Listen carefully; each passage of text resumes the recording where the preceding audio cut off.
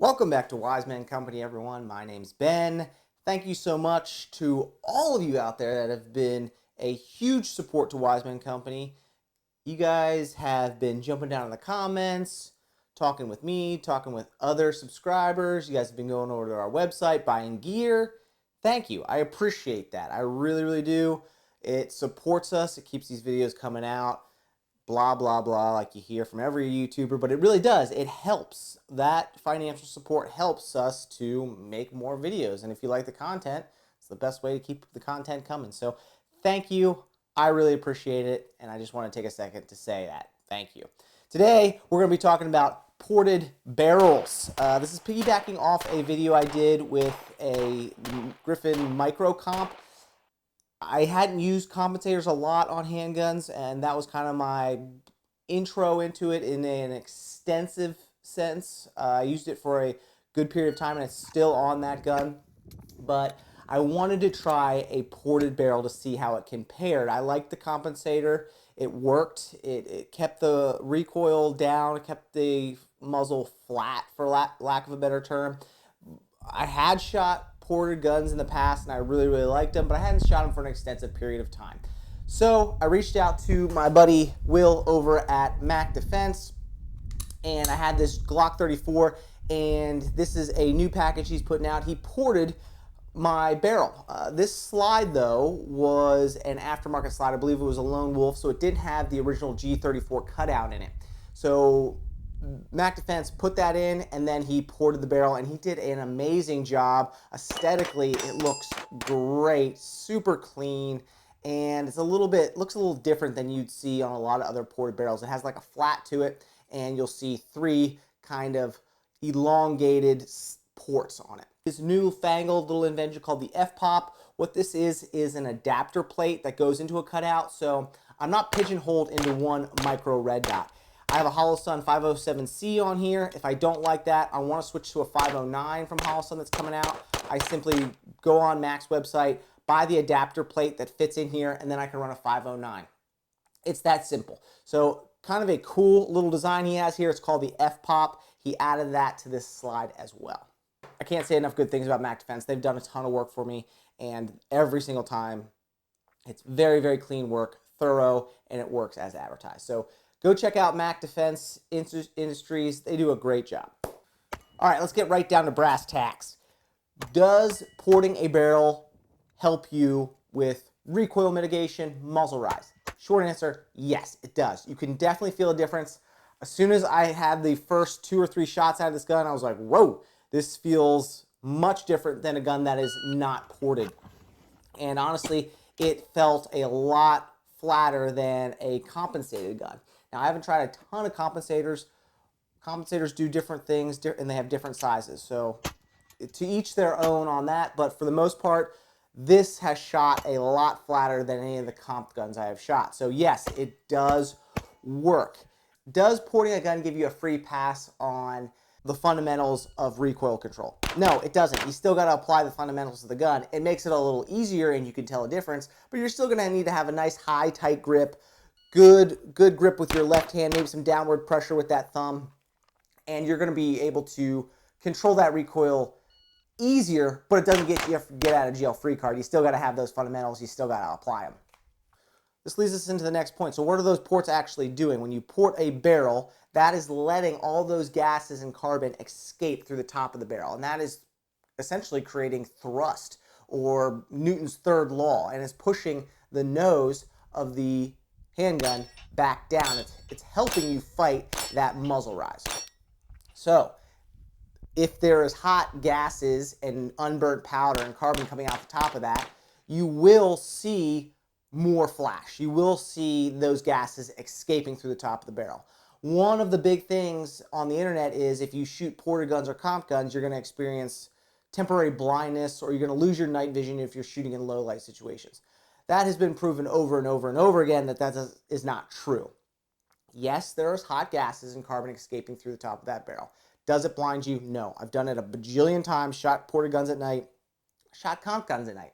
And really, There's no difference. I still have my same vision. The real question is, do you have a good light? Do you have enough lumens? Do you have enough candela? Yes, ammo will dictate how big that flash is. All manufacturers load to different specs. So your different powder charges in 9mm or any caliber for that matter will create more or less flash. So not so much the porting and the gun's fault, maybe more the ammo's fault, but still, all in all, you don't have to worry about temporary blindness with all the flash and all the carbon that's coming out of the top of the gun. Let's jump over to the second myth that you usually hear about ported guns, and that's loss in velocity of the projectile. Because there are gases escaping up through the top of the barrel and not being contained inside the barrel and pushing that projectile forward, people think you're going to lose a lot of velocity. This has also been disproven. If you don't want to take my word for it, which most of you that believe this myth probably aren't going to take my word for it, go do your own research, chrono your own ported guns, or just Google it.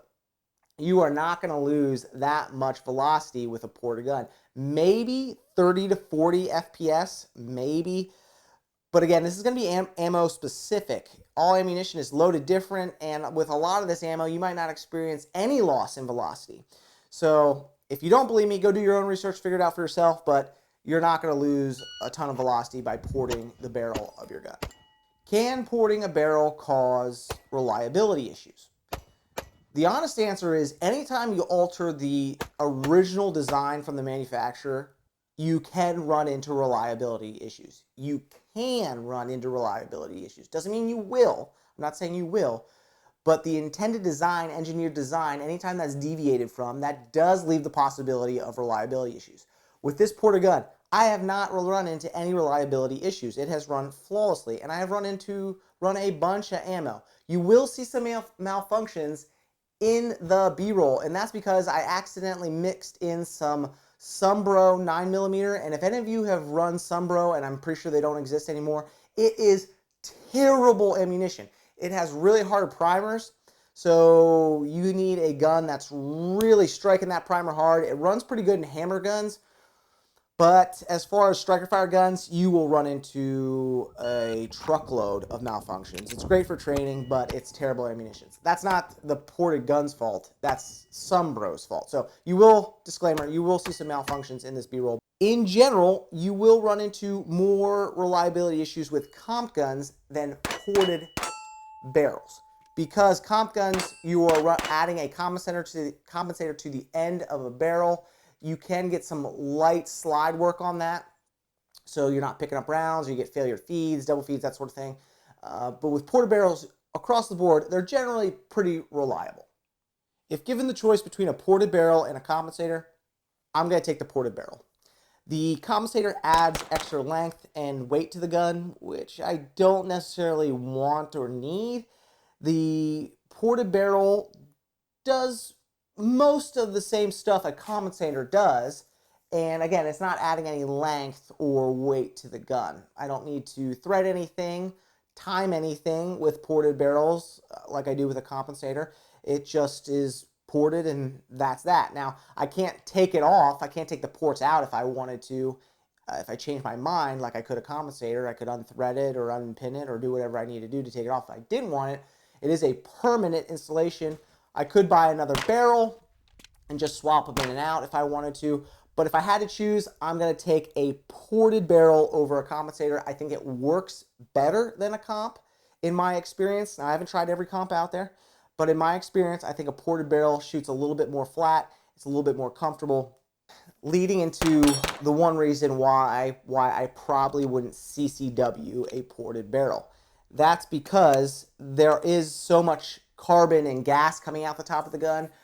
You can get injured from that ported gas. If you're shooting from retention or you're in a compromised position, there's hot gas and carbon coming out of the top of the gun. So that burns, it hurts. Is it going to kill you? No. But it's not going to be comfortable. It's a distraction. It's just not something you want to worry about if you have to use your gun in a self-defense situation. It doesn't have to do, my logic or reasoning doesn't have to do with, oh, a lawyer's gonna, if I have to go to court, a lawyer's gonna rip me apart for having a ported barrel. It's not because of that.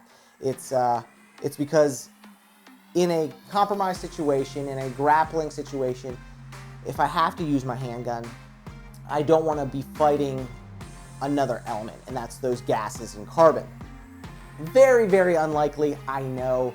Most people are not going to have to worry about that or run into it in a self-defense situation. It's just something to think about. I've seen people talk about that, and it makes sense in my mind. I don't need a ported barrel. It's just really nice to have on the range or in competition, and that's probably what I'll use this G34 most of the time for is competition.